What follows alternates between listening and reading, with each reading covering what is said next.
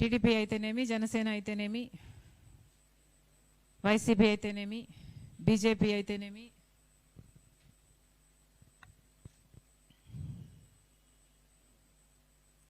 అందరూ కూడా ఎంపీలు పార్లమెంట్ సమావేశాలకు హాజరవుతున్నారు. కానీ ఒకసారి ఎందుకు హాజరవుతున్నారు అని ప్రశ్నించుకోవాల్సిన అవసరం ఉంది. 10 సంవత్సరాలు అయిపోయింది ఆంధ్ర రాష్ట్రం ఏర్పడి. 10 సంవత్సరాలుగా కేంద్రం మనకిచ్చిన విభజన హామీలలో ఎన్ని నెరవేర్చుకోగలిగాం? మరి ఇంకా ఎన్ని నెరవేర్చుకోవాల్సి ఉంది? కనీసం ఒక్కటైనా నెరవేర్చుకోగలిగామా? మరి అన్ని విభజన హామీలు పెండింగ్లో పెట్టుకొని ఇంతమంది ఎంపీలు, 25 మంది లోక్సభ ఎంపీలు ఉన్నారు ఆంధ్ర రాష్ట్రానికి సంబంధించి, 11 మంది రాజ్యసభ ఎంపీలు ఉన్నారు ఆంధ్ర రాష్ట్రానికి సంబంధించి. మరి ఇంతమంది ఎంపీలు ఆంధ్ర రాష్ట్రానికి 10 సంవత్సరాలుగా ఉండి కూడా ఏమి సాధించినట్టు? పేరుకు మాత్రమే వైసీపీ అయినా, జనసేన అయినా, టీడీపీ అయినా పేరుకు మాత్రమే వీళ్ళు ఈ పార్టీలకు సంబంధించిన ఎంపీలు, కానీ నిజానికి వాస్తవానికి వీళ్ళందరూ కూడా బీజేపీ ఎంపీలుగానే వ్యవహరిస్తున్నారు. బీజేపీ పార్టీకి ఎక్కడ ఏ బిల్లుకు ఏ మద్దతు ఇవ్వాలన్నా వాళ్ళు ఇంకా అడగక ముందే బీజేపీ పార్టీ వీళ్ళే ముందే మేం సిద్ధం అన్నట్టుగా ప్రతి బిల్లుకు ఆమోదం తెలుపుతున్నారు. అందుకు ప్రతిఫలంగా మన రాష్ట్రానికి సంబంధించి కనీసం విభజన హామీలలో ఏ ఒక్కటైనా మనం ఇప్పటి వరకు అయినా నెరవేర్చుకోగలిగామా? ఎందుకని ఇంతమంది ఎంపీలు ఉండి కూడా ఏ పార్టీకి ఆ పార్టీ వాళ్ళ స్వప్రయోజనాలు చూసుకుంటున్నారు, మోడీ మెప్పు పొందాలని చూస్తున్నారు. ఇన్ ద ప్రాసెస్ ఆంధ్ర రాష్ట్ర ప్రజల ప్రయోజనాలను తాకట్టు పెడుతున్నారు. ఎందుకని?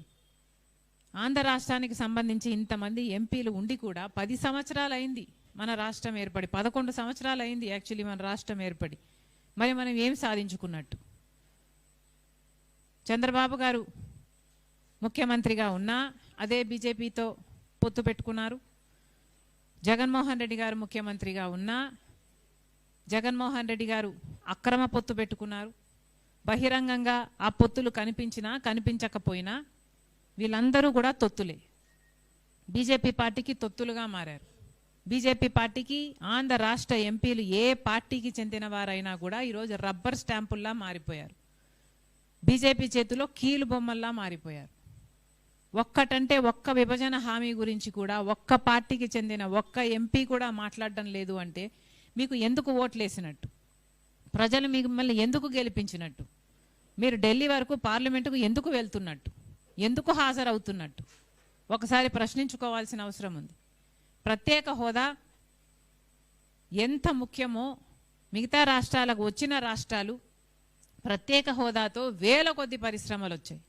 మరి ప్రత్యేక హోదా 15 సంవత్సరాలు కావాలని చంద్రబాబు గారు అంటే, మోడీ గారేమో 10 సంవత్సరాలు ఇస్తామని అధికారంలోకి రాకముందు మాటిస్తే, మరి అధికారంలోకి వచ్చి 11 సంవత్సరాలు అయినా మోడీ ప్రధానమంత్రిగా 11 సంవత్సరాలుగా ఉండి కూడా ఇంతవరకు కూడా ప్రత్యేక హోదా మనం సాధించుకోలేదు అంటే మరి ఈయన మోడీ అనాలనా, కేడీ అనాలనా?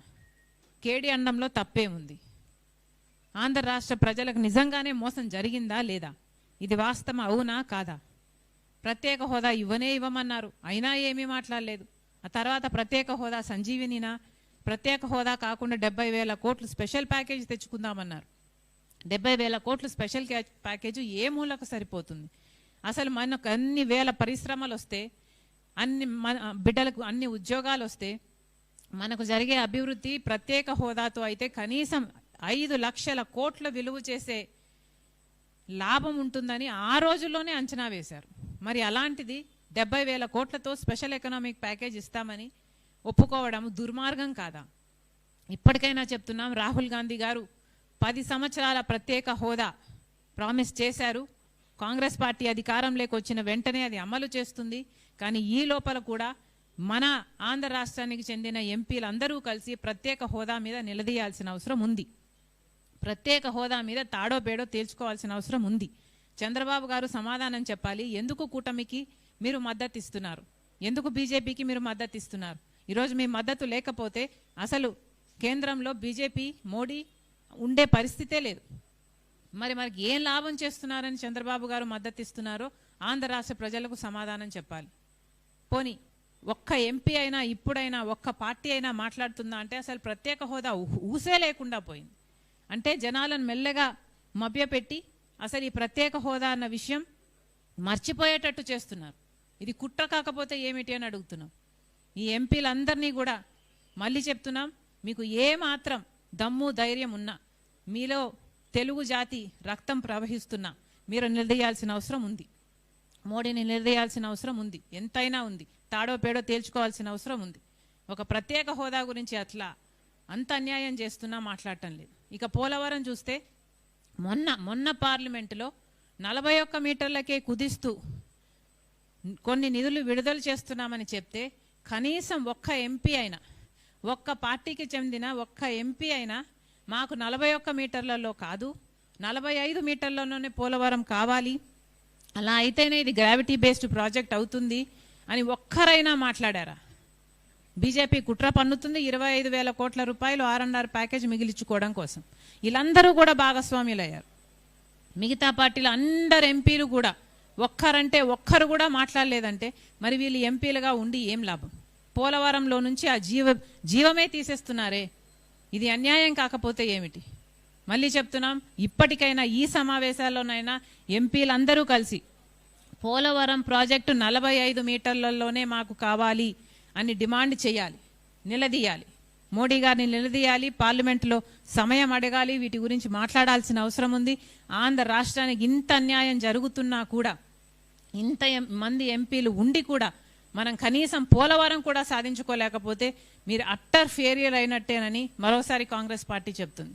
ఇక రాజధానికి సంబంధించి పూర్తి నిధులు ఇవ్వాలి అన్నది విభజన హామీ, మన హక్కు. రాజధాని వాళ్ళు కట్టివ్వాలి. మోడీ గారు చెప్పిన దాని ప్రకారమే చూసుకున్నా ఢిల్లీని తలపించే రాజధాని అన్నారు. చంద్రబాబు గారు 70,000 కోట్ల రూపాయలు రాజధాని కట్టడానికి అంచనా వేశారు. మరి ఇప్పటికీ 31,000 కోట్ల రూపాయలు ఇస్తున్నట్టు, అందులో 15,000 ఏమో గ్రాంటు, మిగతా 16,000 ఏమో అప్పు కింద ఇస్తున్నట్టు ఉంది. మరి మిగతా డబ్బులంతా అప్పు కిందే ఇస్తారా? మరి ఇది ఎక్కడి న్యాయం అని అడుగుతున్నాం.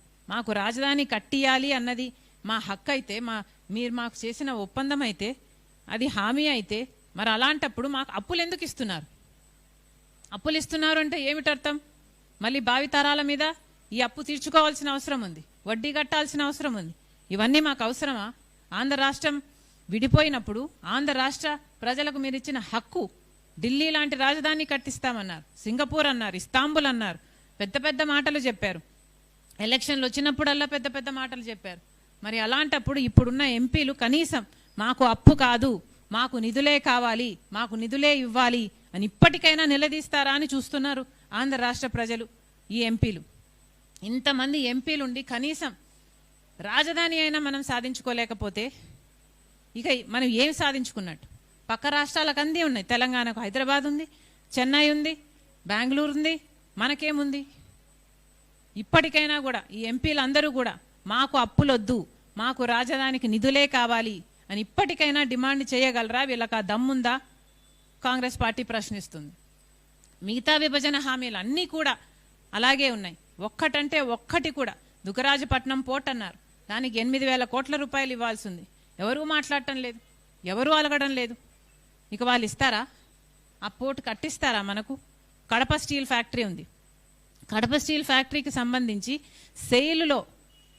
సెయిలులో వినీలం, సెయిలే ఒక స్టీల్ ఫ్యాక్టరీ పెట్టాలి అన్నది విభజన హామీ అయితే దాని గురించి ఎవరూ మాట్లాడటం లేదు.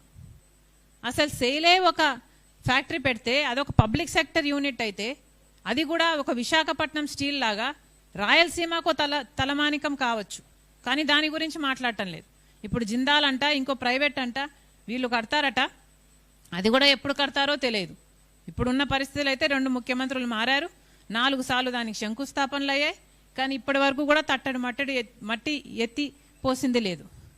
మరి ఇలా ఉంటే విభజన హామీలలో మనకు ఒక్కటంటే ఒక్కటైనా దక్కుతుందా అన్న అనుమానం ప్రజలకు రాకపోవడం ఆశ్చర్యం కాదు కదా. అన్నీ ఆలోచించుకోవాల్సిన అవసరం ఉంది.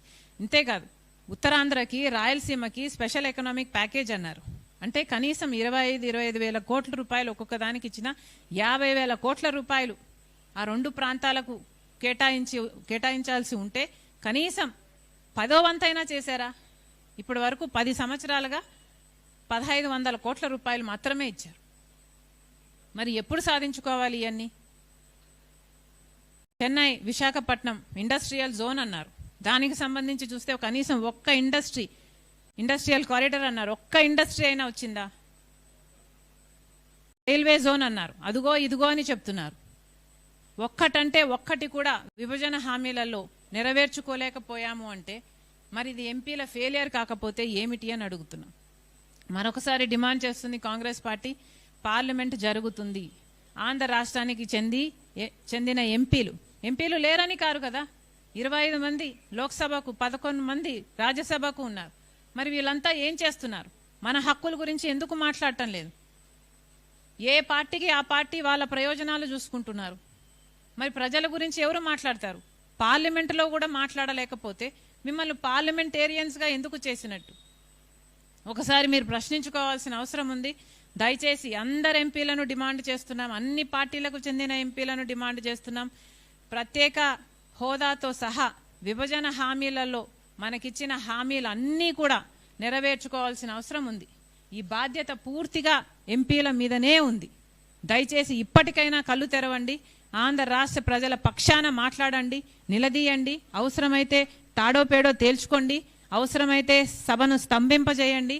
ఏదైనా చేసి ఆంధ్ర రాష్ట్ర ప్రజలకి న్యాయం చేయాలని, మీరు కొట్లాడాలని కాంగ్రెస్ పార్టీ డిమాండ్ చేస్తుంది. ఒక్క నిమిషం అట్లే. సూపర్ 6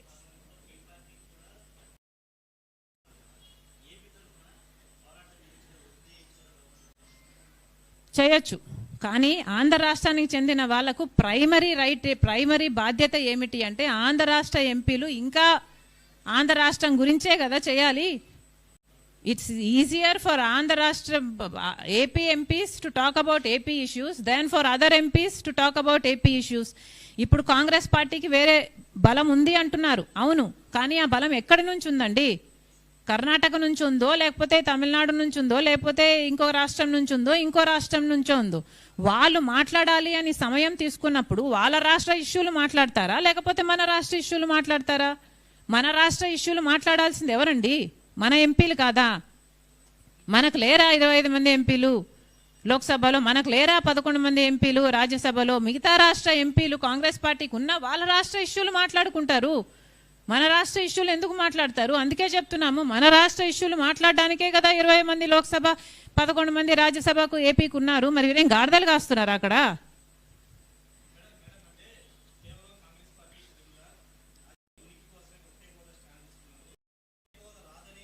ప్రత్యేక హోదా వస్తే నేనేం చేసుకుంటానమ్మా? దాంతో నా నెత్తిన పెట్టుకొని ఊరేగుతానా? నాకేమైనా చేస్తుందా ప్రత్యేక హోదా? ప్రత్యేక హోదా పట్ల చిత్తశుద్ధి ఉన్నది ఒక కాంగ్రెస్ పార్టీకి, అది వాస్తవం. అది చెప్పమనండి, నేను ఒప్పుకుంటా. కానీ ప్రత్యేక హోదా అన్నది అసలు ఊపిరే లేకుండా, దానికి ఊసే లేకుండా మీరు ఎందుకు చేస్తున్నారు? మరి మీరు రాజకీయ ఉనికి కోసము, మీరు సర్వైవ్ కావడం కోసము, మీరు బీజేపీ మెప్పు పొందడం కోసము మీరు ప్రత్యేక హోదాని గోయి తీసి పాతిపెట్టి మళ్ళీ మా మీద అంటారా? సిగ్గుండాలి కదా. అలాగే సూపర్ 6 కూడా కనీసం ఇంతమంది ఎంపీలు ఉన్నారే, కనీసం విశాఖపట్నం స్టీల్ అయినా కూడా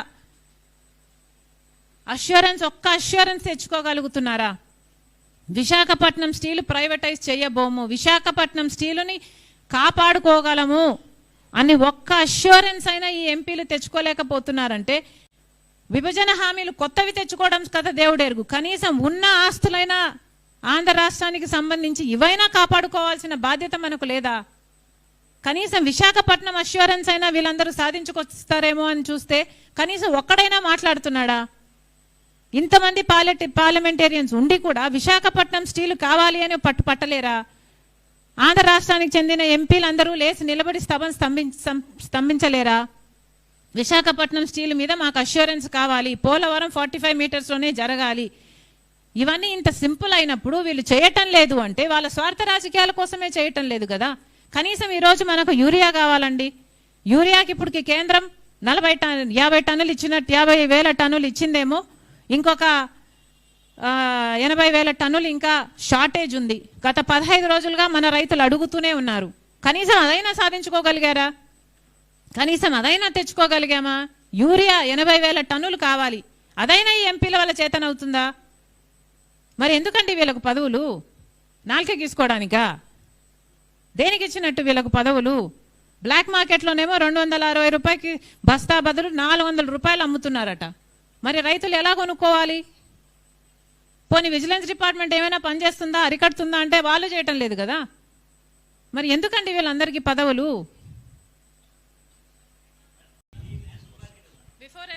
బిఫోర్ ఐ ఫర్గెట్ అమ్మా, సూపర్ సిక్స్కు సంబంధించి చంద్రబాబు గారు మహిళలకు ఉచిత బస్సు అన్నారు. మహిళలకు ఉచిత బస్సు అన్నది పక్క రాష్ట్రం తెలంగాణలో అయితేనేమి, కర్ణాటకలో అయితేనేమి కాంగ్రెస్ పార్టీ అమలు చేసి చూపుతుంది. మరి అలాంటి పథకానికి కూడా చంద్రబాబు గారు ఎన్ని సాకులు వెతుక్కుంటున్నారో చూడండి. కనీసం సంవత్సరం అయిపోయింది, ఇప్పటికీ కూడా ఉచిత బస్సు మొదలు కాలేదు. అది ఆగస్టు 15కు చేస్తామంటున్నారు. ఎంత మటుకు అవుతుందో తెలియదు. ఒకవేళ చేసినా కూడా దాంట్లో కూడా మళ్ళీ మహిళలకు సంబంధించి ఇంటర్ డిస్ట్రిక్ట్ అయితే అది కవరేజ్ చేయము అంటున్నారు.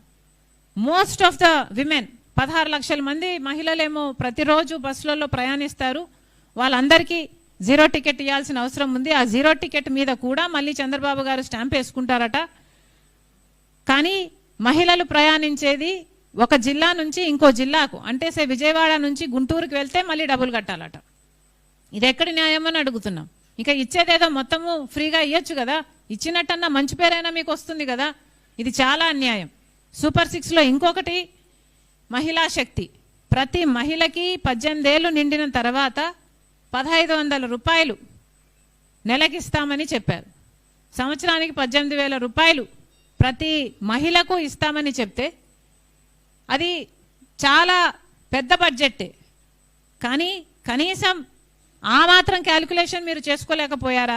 ఎన్నికలప్పుడు మీరే కదా ఊదరగొట్టారు, ప్రతి మహిళను మేము శక్తివంతురాలని చేస్తామని. మరి అలాంటప్పుడు ఎంత ఖర్చు అవుతుందో మీకు తెలియదా? ఇప్పుడు రాష్ట్రాన్ని అమ్మేయాలి, ఆ పథకాన్ని అమలు చేయాలంటే అని మీ మంత్రులే మాట్లాడుతున్నారు అంటే, దానికి P4తో లింకు పెడుతున్నారు అంటే మీ అసమర్థతే కదా.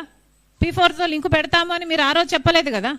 ఈ రోజేమో P4కి ఏమో దాతలు ఉంటే డబ్బులు వస్తాయి, దాతలు లేకపోతే డబ్బులు రావు.